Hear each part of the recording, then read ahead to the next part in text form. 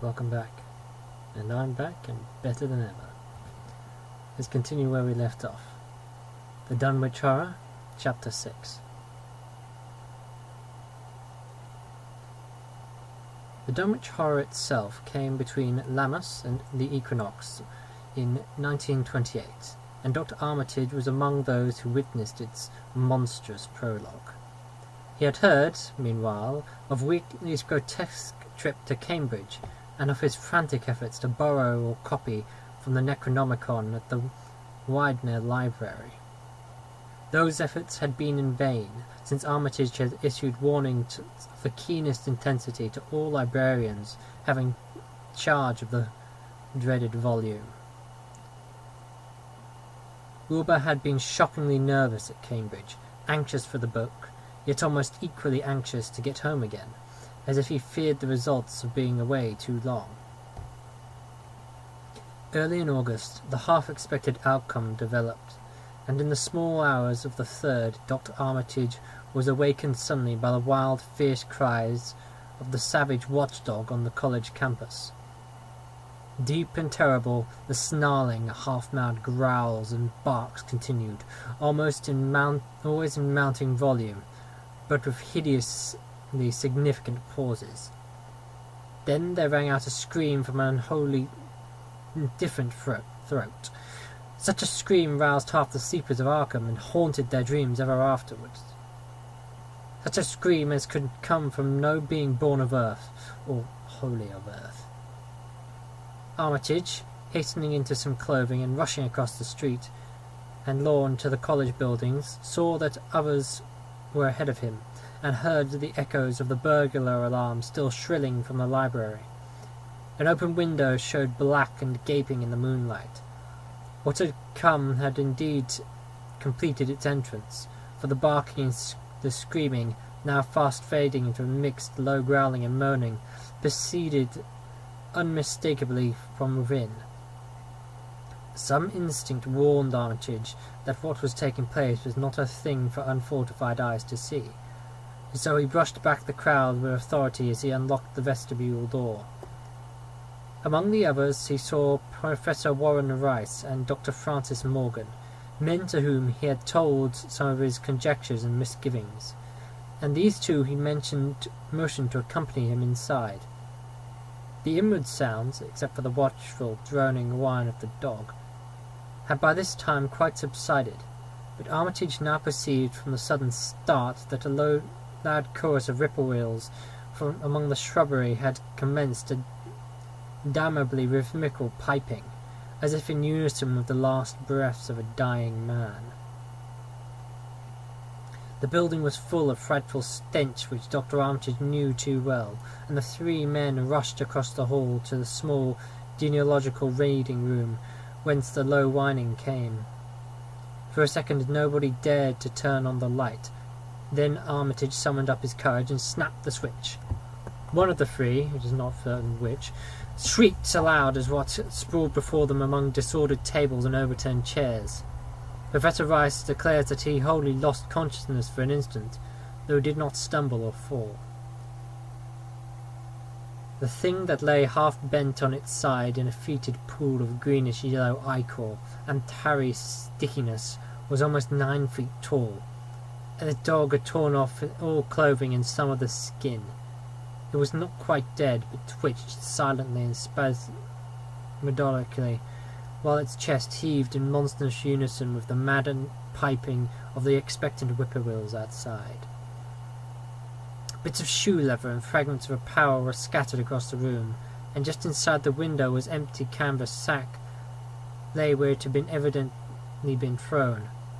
Near the central desk a revolver had fallen, a dented but undischarged cartridge, later explaining why it had not been fired. The thing itself, however, crowded out all other images at the time. It would be trite and not wholly accurate to say that no human pen could describe it. Though one may properly say that it could not be vividly visualized by anyone whose ideas of aspect and contour were too closely bound with the common life forms of this planet and of the 3 known dimensions.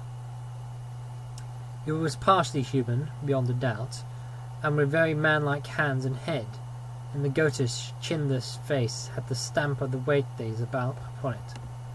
But the torso and lower parts of the body were teratologically fabulous, so that only generous clothing could ever have enabled it to walk on earth unchallenged and uneradicated. From its waist it was semi-anthropomorphic, though its chest, where the dog's rending paws still rested watchfully, had the leathery, reticulated hide of a crocodile or alligator. The back was pallid-bald with yellow and black, and dimly suggested the squamous covering of certain snakes. Below the waist, though, it was the worst, for here all human resemblance left off, and sheer fantasy began. The skin was thickly covered with coarse black fur, and from the abdomen a score of long greenish-grey tentacles and red sucking mouths protruded limply. The arrangement was odd, and seemed to follow the symmetries of some cosmic geometry unknown to Earth or the solar system. On each of the hips, set deep in a kind of pinkish, silated orbit, was what seemed to be a rudimentary eye, whilst in lieu of a tail there depended a kind of trunk or feeler with purple annular markings, and with many evidences of being an undeveloped mouth or throat. The limbs, save for their black fur, roughly resembled the hind legs of prehistoric giant saurians, and terminated with rigidly veined pads that were neither hooves nor claws. When the thing breathed, its tail and tentacles rhythmically changed colour, as if from some circuitry cause normal to the non-human greenish tinge. Whilst in the tail it was manifest as a yellowish appearance, with alternating with sickly greyish-white inside spaces between the purple rings. Of genuine blood there was none, only the floatish, greenish-yellow ichor which trickled along the painted floor beyond the radius of the stickiness, and left curious discoloration behind it. As the presence of the 3 men seemed to rouse the dying thing, it began to mumble without turning or raising its head.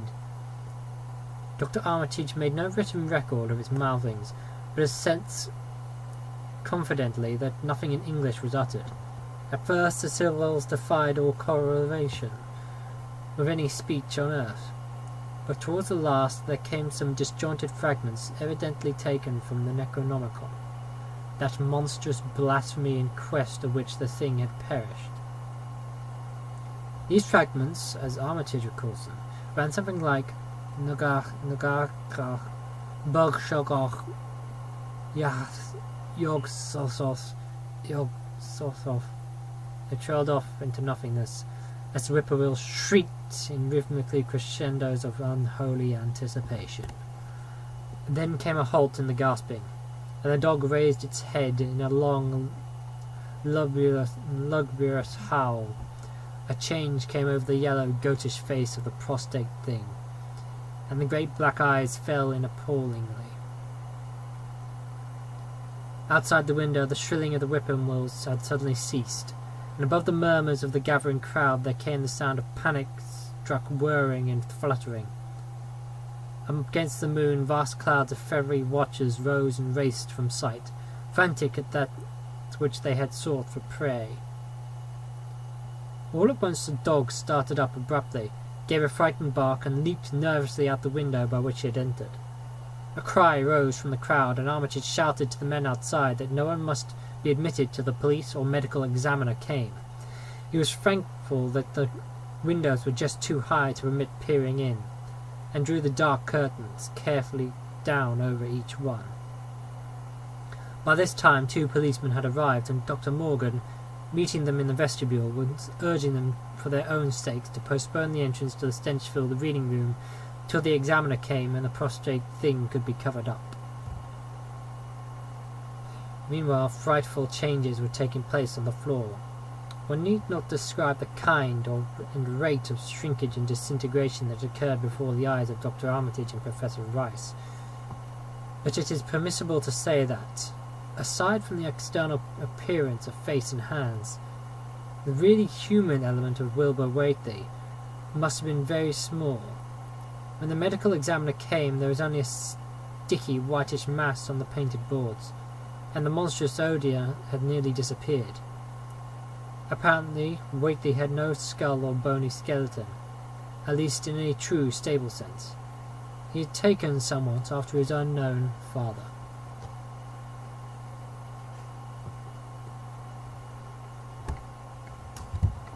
Thanks for watching. See you next time.